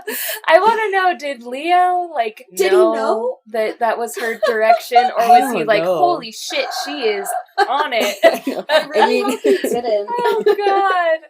It's already scary enough that you were given the direction to make out with Leonardo freaking DiCaprio. Right. I was obsessed with him. I'm not going to lie. Me too. When I was had, a kid. Yep, posters, the magazines. I think he might have been my first celebrity crush ever because of Titanic. Mm-hmm. Yeah. For me it was Growing Pains. He was only on there for like 2 weeks or something. Nice. But, He was on there for a bit. yeah. He had like a whole... Was it a couple months? I think so. Time It is was like weird. a whole Time is weird. Yeah. bit of a season. Yeah. Yeah. Because I remember those were my favorite episodes he was on. Kirk Cameron.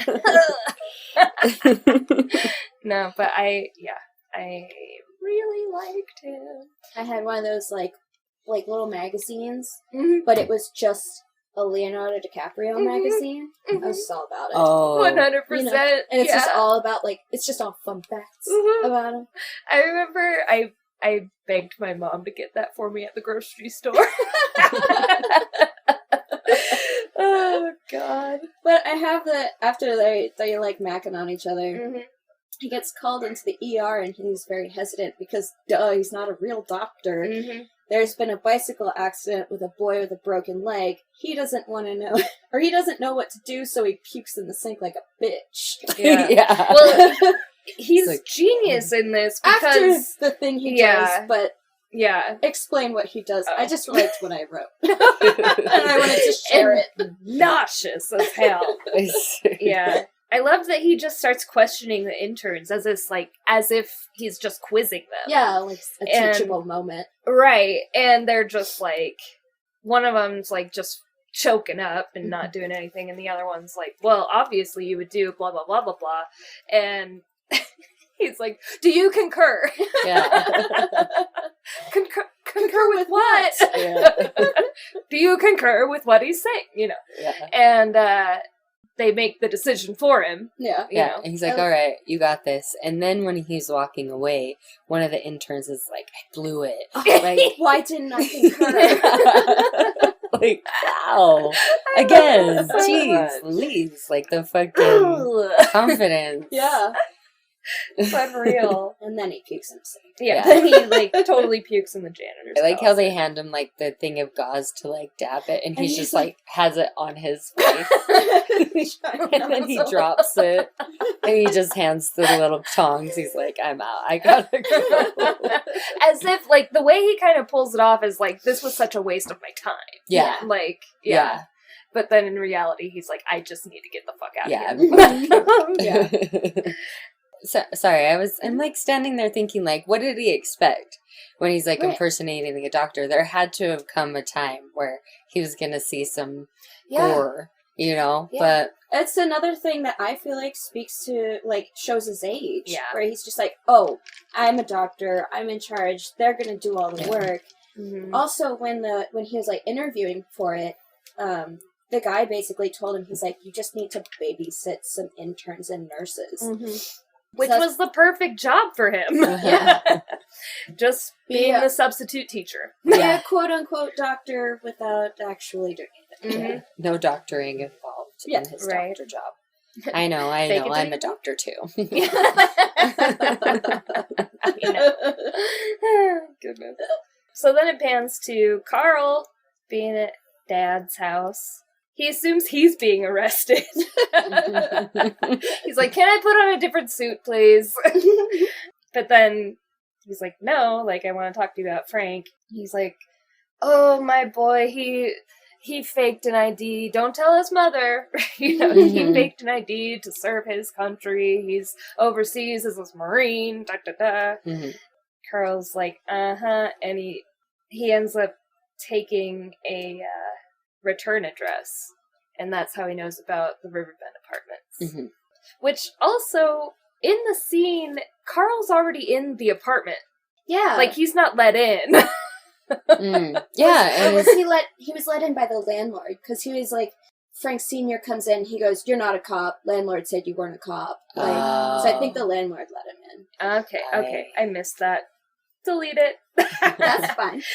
It pans over to Frank and Brenda. Brenda is freaking out. Obviously, they were like getting into it, but he assumes that she's a virgin and that's why she wants to wait and things like that. And he's like, it's okay, it's really okay. But then she tells this story about how she got an abortion and her dad's friend did the abortion for her. I'm like, what? They like, Yeah. I'm did assuming some- he may have been a doctor. I sure hope so. Because she has said, and maybe, because I didn't hear anything about being a doctor, she was like, it was some guy that my Yeah. dad plays golf with. Yeah. That's So what I'm just like, I assumed. hanger And involved. Yeah. Maybe they did it Dirty Dancing style. Yeah. And- but then she was like, they forced me to get an abortion, but now they Mhm. won't Yeah. talk to me anymore. Yeah, they kicked her out. And then Frank, he just wants a family. He does. He really does. And he's like, well, would your parents talk to you if you were engaged to a doctor? She's like, what? And he's like, I want to meet your parents because I want to ask your dad to marry you. So, pan to Carl at Riverbend Apartments, and he sees the doctor's diploma, all while Frank is at Brenna's parents' house. He tells them that he's a Lutheran, and they tell him to say the prayer. And he gives the two mice story as the prayer, and the mom thinks it's just beautiful. All like, The dad is a lawyer, so they go on talking about being lawyers. And, well, Frank says that he is thinking about going back into law. Mhm.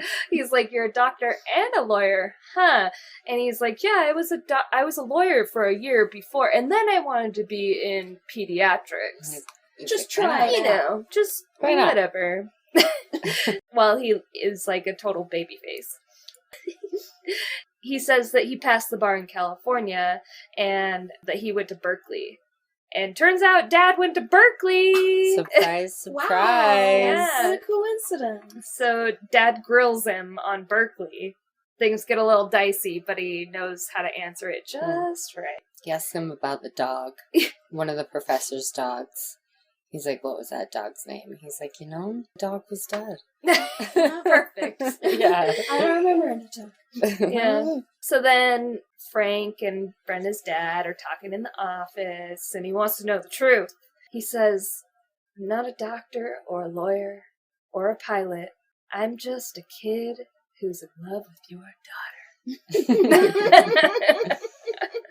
And then they bond over being romantics. Yeah. And It was he's like, really sweet. I have the quote that he says. It's like, okay, you have no idea who the fuck you're talking to. no. But he just says, you're a romantic. Men like us are nothing without the women we love. And I'm like, whoa. So sweet, I want to fucking puke. Right.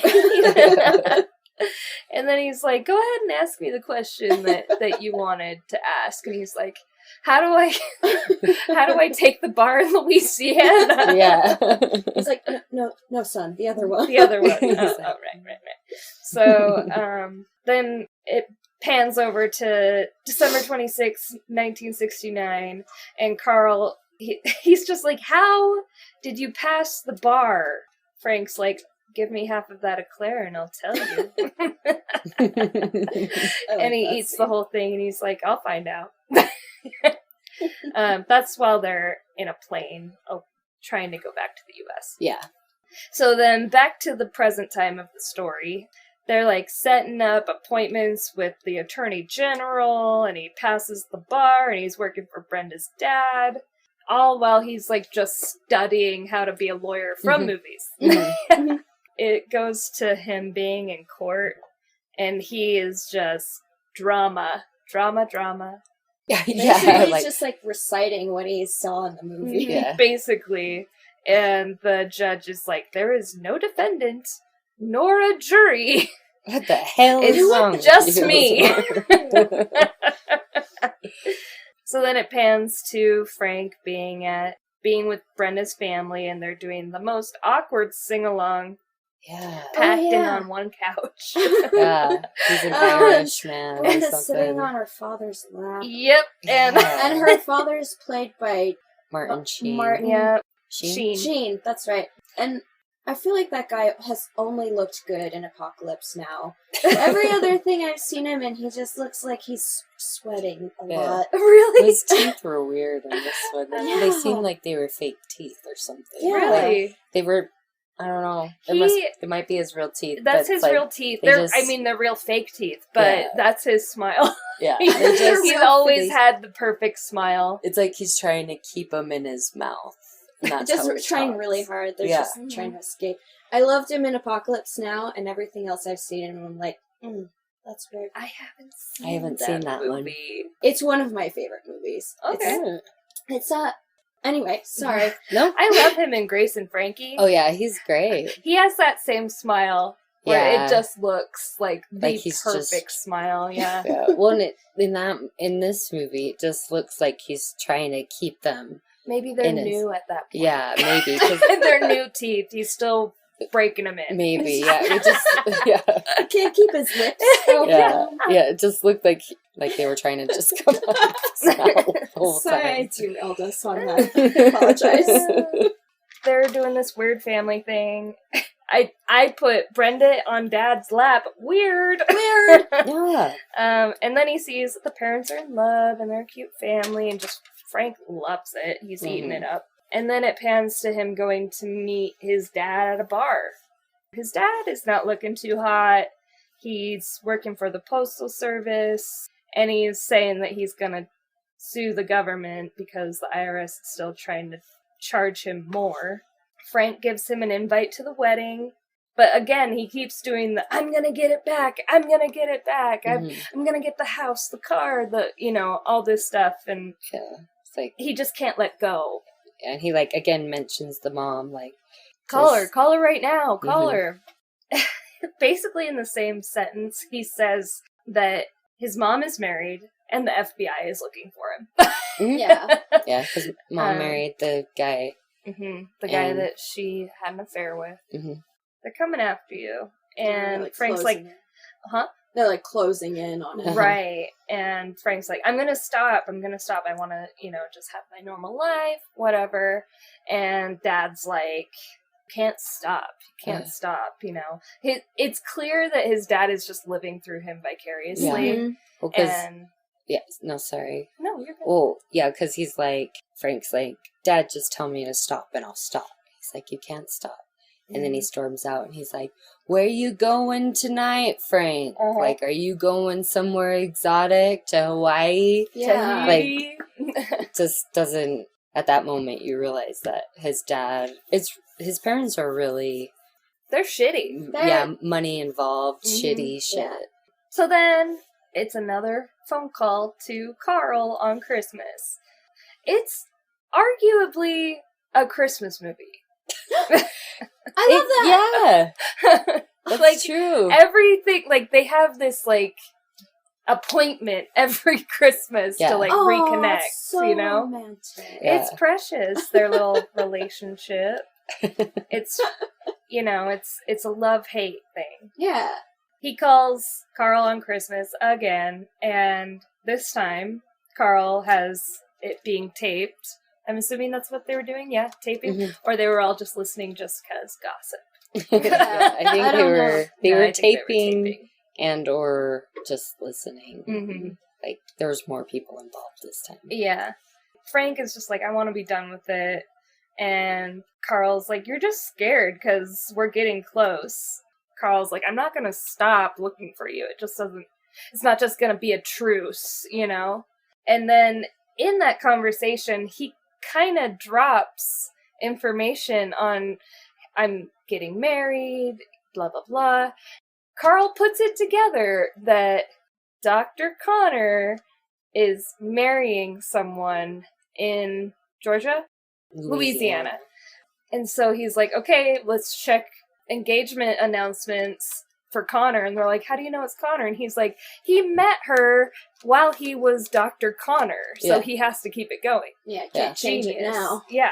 The engagement party is happening, and the FBI shows up. They're talking to Brenda's dad, and Frank is like, oh shit, and grabs Brenda to leave. They go up to the bedroom, and he's explaining he doesn't want to lie to her anymore. He ran away a year and a half ago when he was 16. Yeah. And she goes, you're not a Lutheran? Yeah, he goes through all this stuff. He has suitcases full of money. Cash. Yeah, cash money. And all she says is that, you're not a Lutheran? Yeah, she's really scared, and her biggest concern is that she wants to know his real name. He crawls out the window, and he gives her a plan to meet him, and I wrote down, I would not remember the details to this plan. A lot. I'd be like, can you write this down? Yeah, especially since it's 2 days after when they're talking. I'm like, I would never remember that. In Miami. Yeah. 2 days, airport, taxi, 10 a.m. I would get it all fucked up. Yeah, I would just, So he tells her his real name.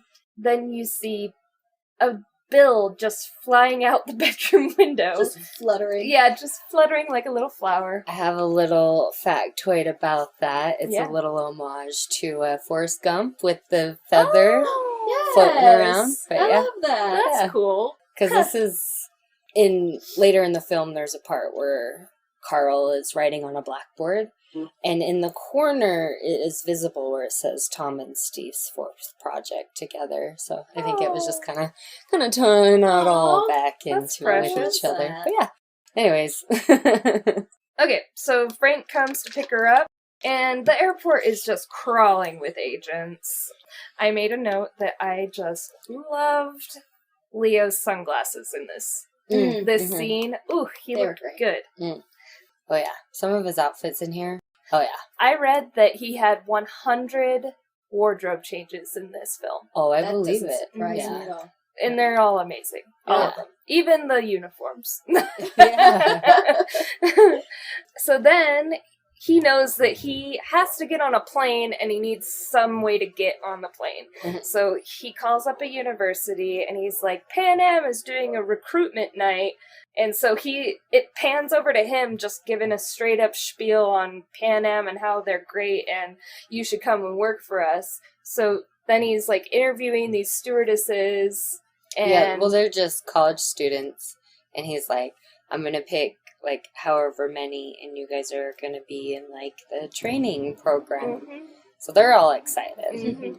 Because it's basically like you get to be Vanna White on an airplane Yeah. back then. Yeah, The star. because they said, or he was saying that they would be accompanying him on a flight to Europe Right. and like practicing and being trained on Uh-huh. like these different flights throughout Europe. Right. And who wouldn't be excited about that? Yeah. Oh yeah, they were all, and then that in conjunction with like flying is everything, and like working for the airline. Like if Yeah. you're a flight attendant, if you're a pilot, then you're the fucking shit. Yep. That's a very what's the word? It's like celebrity status. Yeah, exactly. Yeah.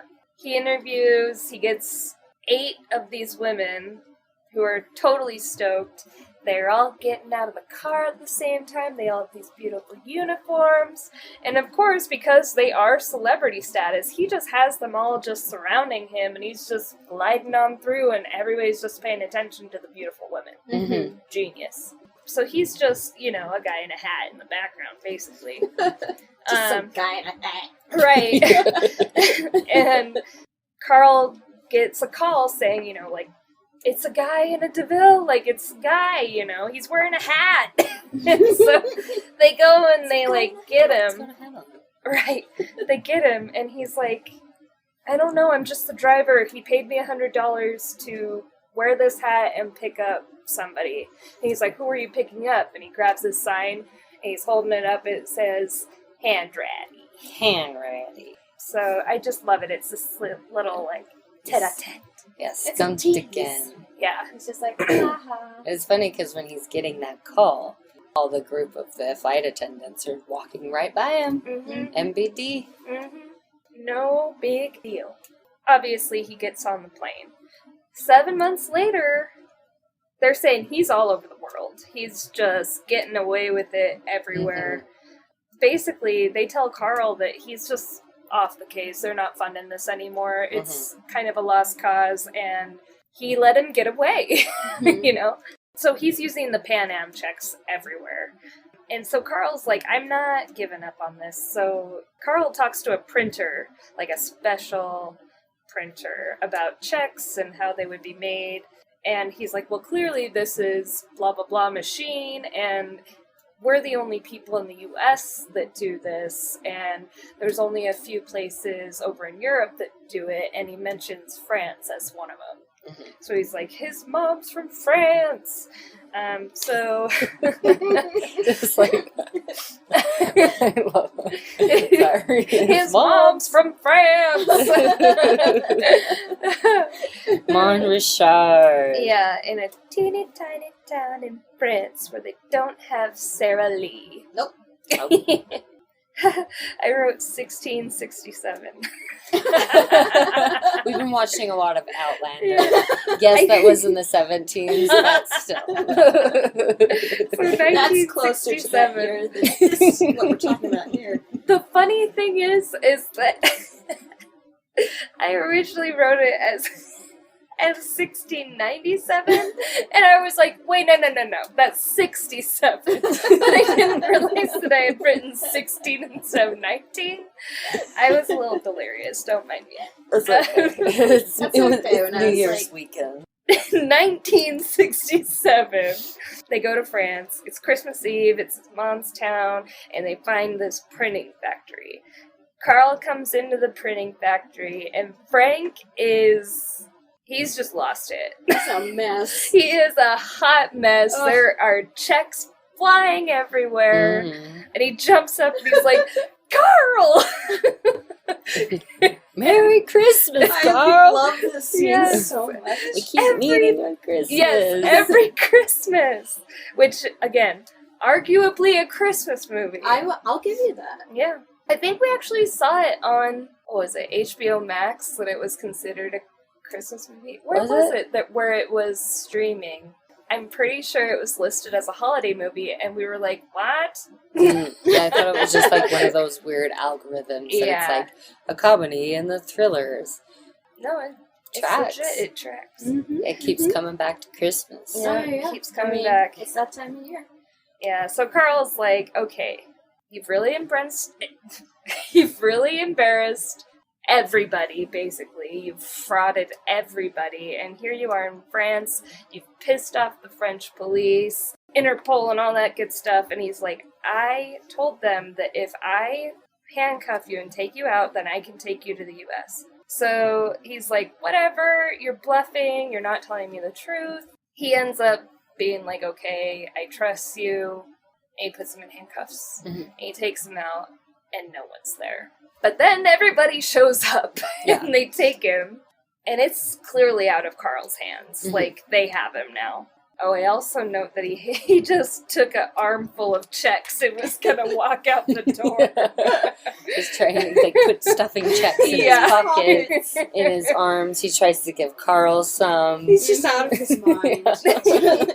So then it kind of pans back to Carl getting him to go to the U.S., and we learned that he's been in that prison for 2 years.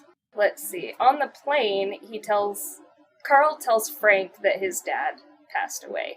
Frank is freaking out. He's gonna be sick. He goes to the bathroom. All of a sudden, the plane lands, and they can't find him. Yeah, he's not in the bathroom anymore. Yeah, so he ended up crawling down the toilet, essentially. This scene blew my mind. Right? Because I wasn't expecting it at all. Yeah. It's like, then all of a sudden you see him running down the runway, coming out of the wheels. Still moving. Yeah. I was like, what the fuck is that? He is James Bond. Because he's the James Bond of the sky. Yeah. Yep.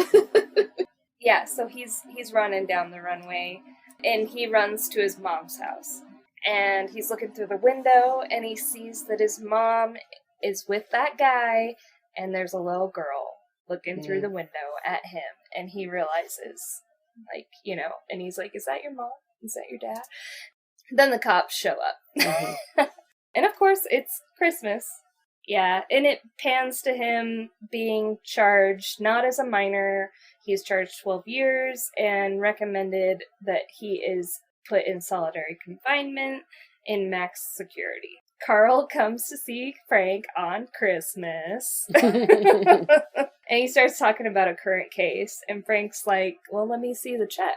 Mm-hmm. And he just starts giving him advice.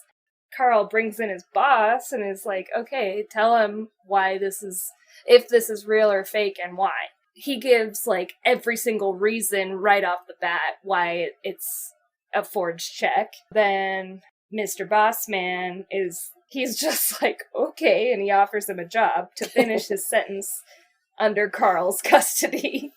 It's cute. His first day at work, Carl watches him come in. It's just like he's just kind of trying to see what he's gonna do, essentially. And he's just so happy to give him a big box of files to look through.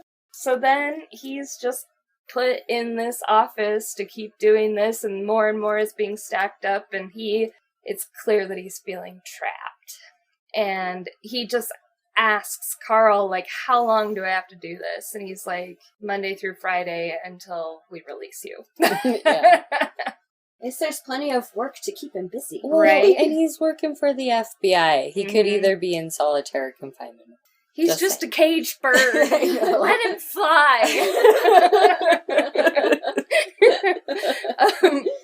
So Frank is just la-di-daing down the street, which I'm shocked that they let him be in private at all. Yeah. But he sees especially with like how often he's escaped. Right. Like suddenly he has all this trust. Like, I don't get that. But anyways, so he's walking down the sidewalk and he sees an airline pilot costume in the window.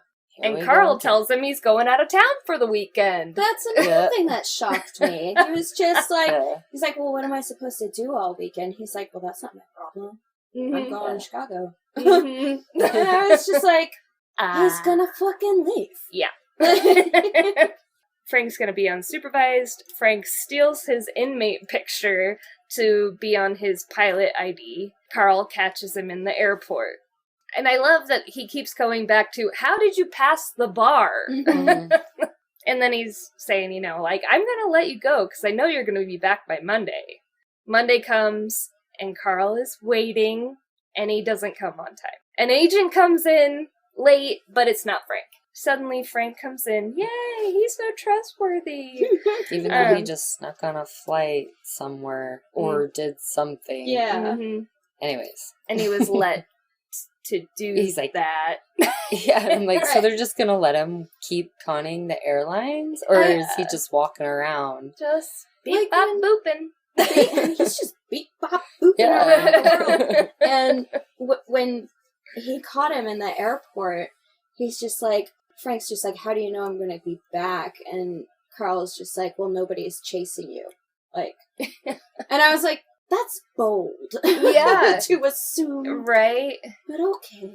He Okay. doesn't know where he's going. I mean, I if he's guess going it's- out of the country again. Yeah, Yeah. I guess it is the 60s. Oh, again, white was- man. It's a different time.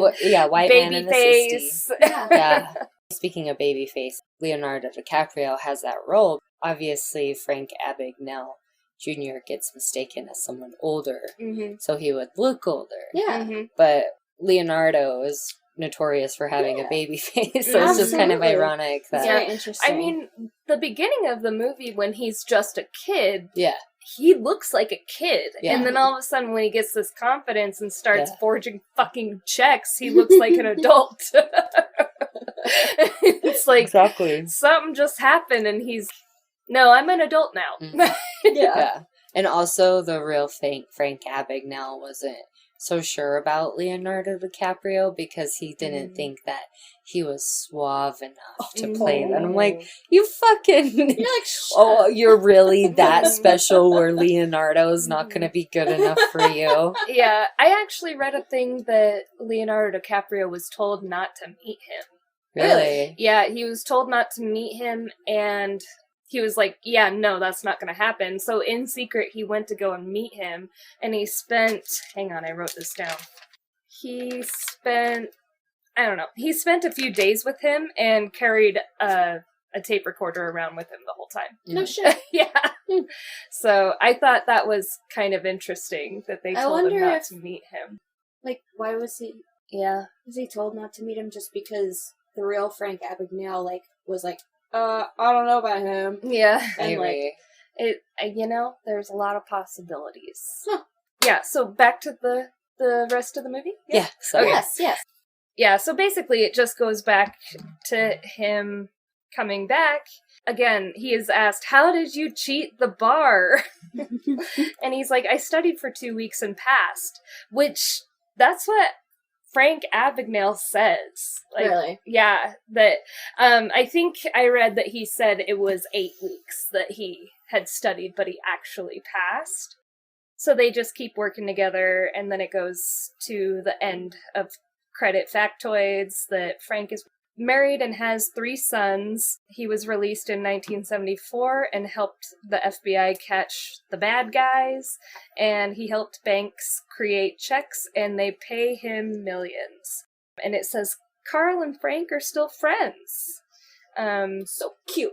Right? that's the end of the movie. Yeah. It's a good one. Oh, I so enjoy it. good. It's so fun and just like whimsical. Yeah, and lighthearted, and makes you feel like you can just get away with anything. Right? Yeah. It's okay to cheat airlines. Yeah. Okay, we ready for some facts? Yes. Ready for some facts? Okay. Facts on us. I want- So wanna this movie was really fucking cool, and it was based off of a book. Frank Abagnale did, I believe what I saw was 3 books. I have not read a single one of them. Real quick, I was reading on IMDb that Frank Abagnale said that that movie really followed his story. Yeah. Oh, really? Like, it was pretty accurate, Oh, shit. is what he said. Okay. Well, anyways, it has recently come to light this last year that it was all a fucking lie. Shut up. Yeah. Yeah. Are you just gagged right now? Because it's been a hard secret to keep. I know, or like... Wait, then So for real. well, then what did he do? Okay, Did he all do right. nothing? So I It got... was very... Is he just like some guy in a hat? I have so much. So he was on the show To Tell the Truth in 1977. Mhm. So it was said that it was the first time, and probably only time, where all three contestants were liars. Yeah. And none of the people were able to pick who the real one it was. Yeah. Because none of them were. Exactly. Are you shitting me? Yeah, so in the movie, you would have never seen the dad because when he ran away, he never saw his dad again. So he did run away. Yeah, he Yeah. did run away. Oh, yeah, Carl is a fake name. We already talked about that, right? Mhm. So he said that he was only arrested that one time. He was actually arrested multiple times. New York, California, Massachusetts, Louisiana, Georgia, Texas. It was said that he actually targeted families and small businesses. By the way, most of my sources are from Wikipedia. I did read other articles as well, but basically all of those are back on the Wikipedia. Yeah. Wait, So if like you go, yeah, like a true situation. yeah, like so if you go to the Wikipedia page on Frank Abagnale, it actually has a section in there about its veracity. Yeah. And it just keeps goes going. on and on. Like, it just goes and goes and goes. Yeah, Yes, it, yes. like, you can see it just Holy goes and shit. goes Yeah. and goes and goes. Yeah, it's insane. So, That's Cliff Notes crazy. version, he claims that he didn't do that against small businesses and families because if he hurt people, then that means he was a criminal. So he's like totally in denial that he did wrong.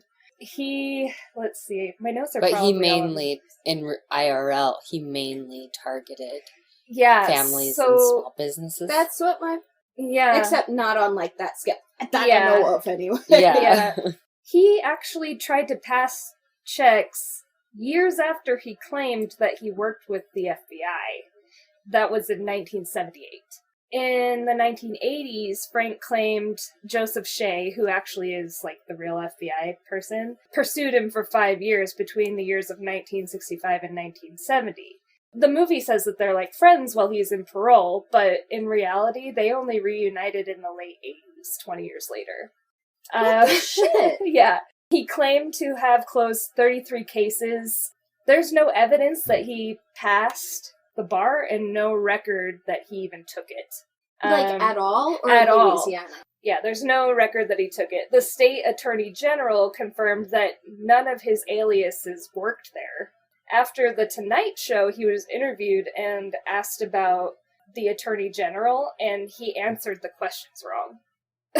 Wait, when was he interviewed on the Tonight Show? In the 70s. In 1978, Yeah. because Oh, okay. then some of the claims that Frank had said, for example, Abagnale described stealing money from a deposit drop at Logan Airport dressed as a security guard with the help of 2 Massachusetts state troopers. A reporter in 1978 debunked the story. And here's like a picture of the clipping. Johnny is conned. Yeah, in the Wikipedia, there's a lot of links to actual articles written about him, and it's all, like, little bullshit things, Yeah. like petty And theft. but I was reading that the guy who wrote this book pulled public records, and the time that this movie was set, Frank, he was actually in jail. Mhm. So he wasn't even... So, he actually claimed that he had an IQ of 140 and retains 90% of what he reads at a conference in Texas in 2021, and that's how he passed the bar. The organizers claimed that he was a subject of FBI manhunt and cashed millions in checks, but that's not the truth either. I'm just going to go through all these claims. He claims that he escaped from the Atlanta penitentiary in 1971, being the only and the youngest man to escape. He was never there. There's a lot of these things where no one wants to admit that they were wrong. Well, of course. Yeah, like, Frank claims that his co-author over-dramatized and exaggerated because there were claims that there was false things in the movie, so he addressed those claims in 2002 on his website.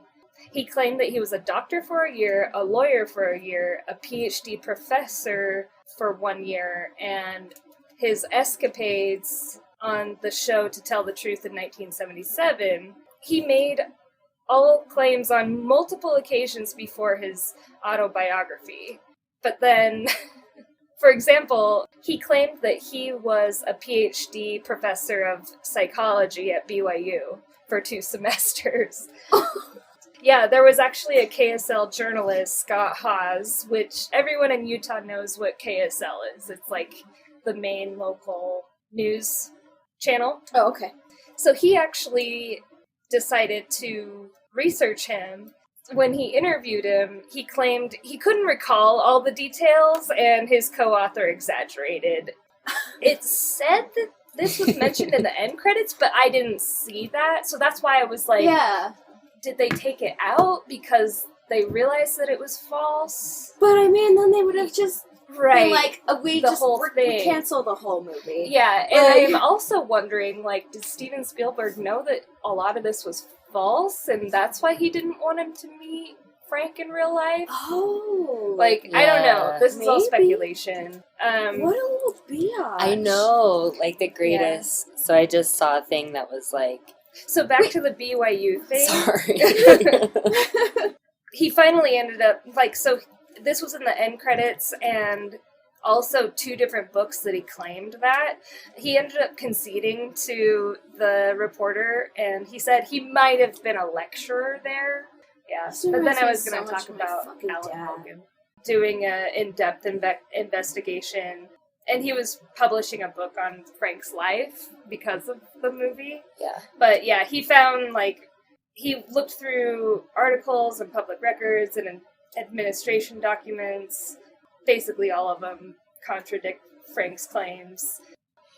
Like Logan, he's a scientific journalist. Uh-huh. He pulled like a bunch of public records, and he found out that Frank Abagnale, so he said he did all that before his 19th birthday, but he said that it shows that Frank Abagnale was incarcerated between the ages of 17 and 20.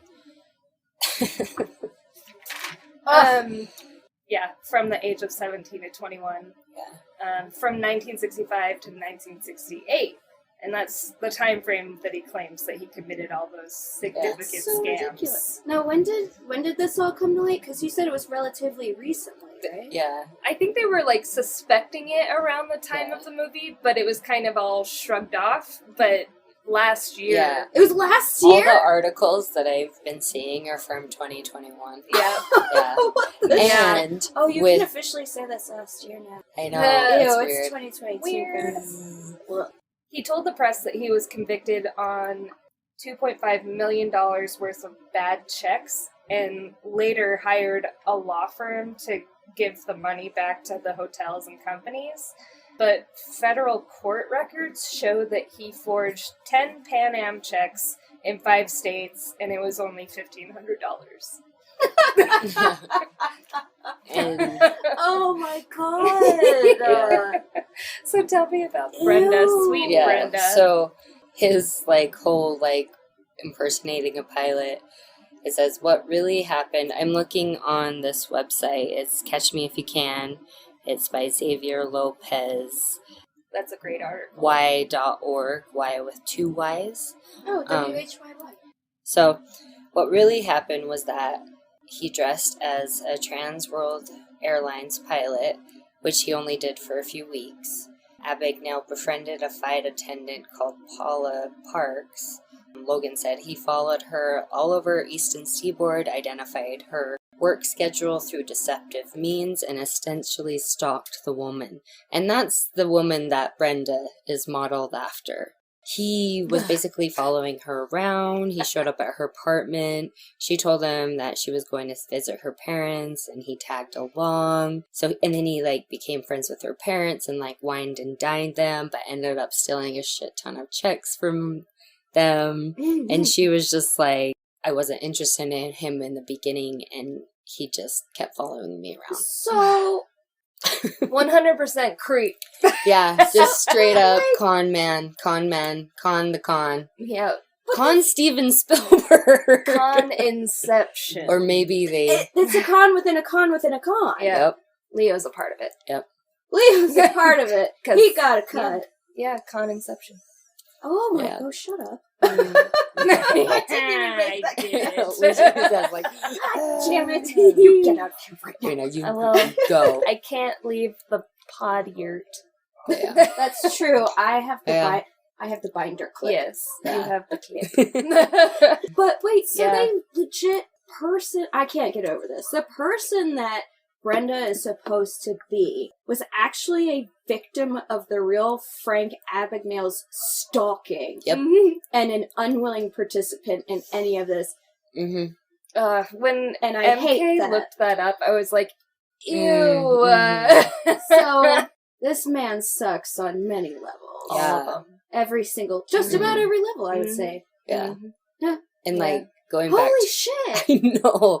When I'm so glad you guys didn't tell me I anything. know. We were like, you don't need No to do research. any research Yeah. because I started researching it. I read that article, the Mhm. one that you just referenced, or from that same person. It was like do all these things where it's like false, false, false, Mhm. false, Oh and my I like God. turned to MK and I'm like, so Yeah.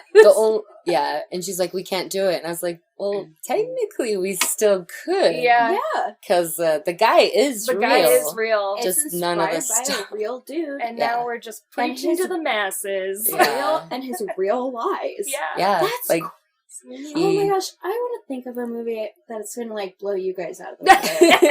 I want it I so know. bad. Oh, God. It was, that was Yeah. so good. Tricked ya. Thank yeah. you. I bet people are gonna like listen to this and they're gonna like be like, it's not a true story because I read the article. Well, boom, we got you too. Yeah. I know. We know it's fake. I know. And so I was like, all right, let's like, because I'm reading on IMDb and it has all these like real facts that Frank, you know, like said the that he did. yeah. And so I'm like trying to find stuff on his actual story, and everything that I could find is how he made it all up. You know, That's so even on crazy. his Wikipedia page, it's They just tear him apart on Wikipedia. Well, and also too, I'd like to add, it doesn't say in the beginning of the movie. It doesn't say that it's based on It's a real inspired person. by. It's inspired by a real Mhm. person, and so it's Yeah. like when Well- it's inspired by something or someone, Yeah. I feel like it's a little more loosey goosey Yeah.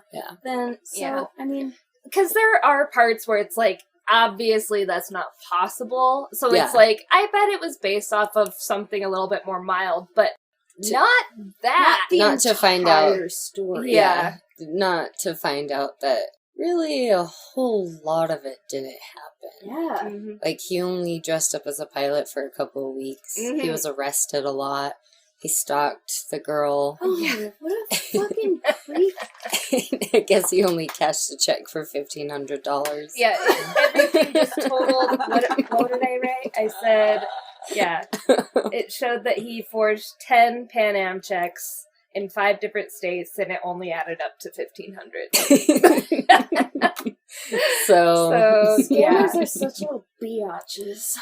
I know. Just Probably one of the better cons that I've yeah, like like the had whole a movie was a movie. fucking con. Yeah, had a I- movie made. That I was feel so like- good. Thank you guys. I feel like this is kind of like that reveal that A Million Little Pieces was false. Did you guys What? remember that? What's that? No? Oh, okay, never mind. Oh. But it I was don't know. like one of Oprah's favorite books. It was like in her book club, and she was like, "This story is amazing." And it's about this guy who went through rehab, and he like sobered up and shit. And he was on Oprah, and then it was revealed that it was totally false. Oh, and it God. was like, "You conned Oprah!" It was like, everybody freaked the fuck out. I know. Oh my God. This guy conned Hollywood. Oh, He Steven conned Hollywood. Spielberg. I know. How dare you do that to Steven? Steven's like, whatever, it was a good fucking movie. Yeah, it made me a lot of It's like, money. I did Yeah. a really great job on Yeah. that. Yeah. So. But, I mean, regardless, it's still a fun, good time movie Yeah. if you take out the part that the guy said it was real. Yeah, if he actually like went on record saying that it was pretty true to Yeah. the story Yeah. when the story didn't really happen. No. Mhm. Like, he's a real guy. It's a great He's story. a real con man. He was writing bad checks Yeah. during Just- the 60s and 70s. Just Just, At totally different times and totally different amounts and totally different places. I know, I love it. And, Oh my but yeah, God. ultimate con. Yeah. So that's That's the movie. That's Frank There it Abagnale is. Jr. Yeah. and Catch Me If You Can. All right. All right. So I'm ready to eat this an Oreo. week, I know I've been eating some, like whatever. On this week's Oreos, and we are doing some barbecue sauce. Sweet baby Ray's, y'all. Yeah, Sweet Baby Ray's. We don't think that barbecue sauce has been used Yeah, on TikTok yet. I Just- don't think so. yeah, yeah. Emily said to me at work, like, "What about barbecue sauce?" And I was like, "All right." I think it was because Ashley was telling me Yeah. how she hates barbecue sauce. I was like, I would put barbecue sauce on anything. Yeah. I would put Is this barbecue tall sauce Ashley? on it. Yeah, yeah. There's only one Ashley now that works. Oh, yeah. Yeah. Oh. Oh. Shout out, Oh. Sade. Shout out, shout out. Shawty. Little But, Ash. Yeah, yeah. Oreos and has always been, is now kind of not a hot topic, but it's a common topic at work. Like, would you eat this? And you know, Usually the answer is yes. yeah, I'll try it. I'll try anything once. Yeah. All That's right. one of the first things you said to us Yeah. when we started there. All right. I'm nervous. I'm nervous for this one. I was nervous for the last one too, but I'm also nervous. Sour cream? Uh-huh. Don't be nervous, babe. Baby I'm Ray. nervous. Ooh. Oh, God.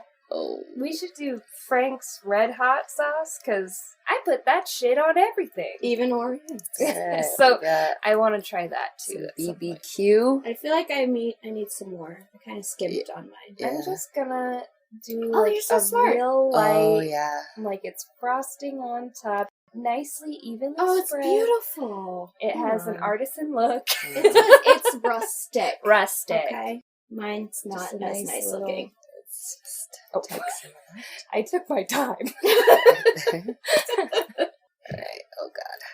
I would say Oh, God. it's about 1.5 millimeters thick. Yeah. On Well, I top. got mine on the side and on the top. Yeah. There you go. Alright. You ready? Here we go. Okay. Alright. Slunch. Slash.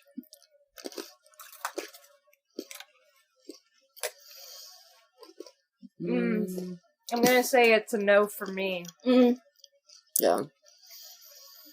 Mm, Mm. the Well, barbecue just takes over. Mm-hmm. Maybe we put too much on. Oh. Good. I feel like it was pretty light. I don't know.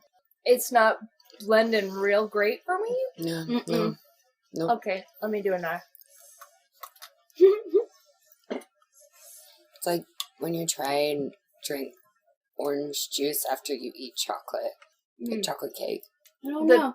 The tang of the barbecue makes me feel like orange juice in a metal bottle. Yeah. Okay. Where it's Mhm. like, zing, oh. Yeah, so maybe I won't put barbecue sauce on everything. Yeah. I'm sorry Not to on tell that. Ashley I lied to you. So don't eat Oreos with barbecue sauce. It's not that great. It's not terrible, but it's definitely not good. Yeah. It's Kind of gives like I just keep taking little bites and I'm like Yeah. trying so hard to make it work. Yeah. Okay. Barbecue Well, now we sauce. know. We can Right. put an X next to it on the list. Mm-hmm. And you know what? If you don't have to do it now because we did it for you. Yeah, Don't do it. that's why we're here, folks. Blech, that was gross. Yeah, I'm still trying to. That's pretty nasty. Oh, Woof. where's that coffee? I'm so sorry, guys. Doing it. So that's that. The next movie that we're covering is going to be Dune. I'm excited for that one. Side note, shout out to my mom for getting us some new podcast things. Mhm. Thank you. Mm-hmm. Oh, and shout out to Paul's mom, Patty, for saying such nice things Yeah. to us. Oh, And Patty. shout out to Paul, who wrote and performed our theme song. Oh, hell Yes. Yeah. Yeah. yeah! Shout And out to go all around. follow. Do they have any more places to plug? Okay, so you can follow them on Instagram at pathos.logos. They have a website. It's pathosandlogos.com. Let's see what else. Good times. That's all they have on their Instagram for reaching them. But check them out. They're pretty neat. They're Yeah. also on Spotify. Yeah, I listened to them on Spotify. They're good. I like it. If you like prog metal with no words, all instrumental, check them out. Wow. What it is. Mhm. That's very specific that I did not know existed. Really? Oh yeah, no, I know that there's like several different sects of metal. Yeah. So that's a new one for me. Yeah. Yeah. Yeah, so thank you, Paul. Thank you, Yeah. Emily's mother-in-law, and Yeah. thank you, Courtney's mom, who are all supportive and supporting our dreams, believing in us. And you can find us on Instagram at Inspired by Movies Pod, or Twitter now. Let me just look that up real quick. At Inspired by _pod. So yeah, find us on Twitter. Email us at inspiredbythepodcast@gmail.com if you want us to cover a movie, if you have any suggestions for us, or corrections, Or if you want to tell us how much you love us. or if you want us to eat something on Oreo's and. Yeah. Please rate, review, and subscribe.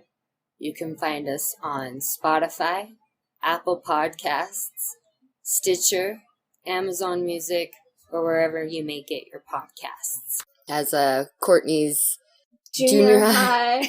what is it? Courtney's junior high vice principal would say. Make it a great day or not. The choice is yours. Goodbye. Goodbye.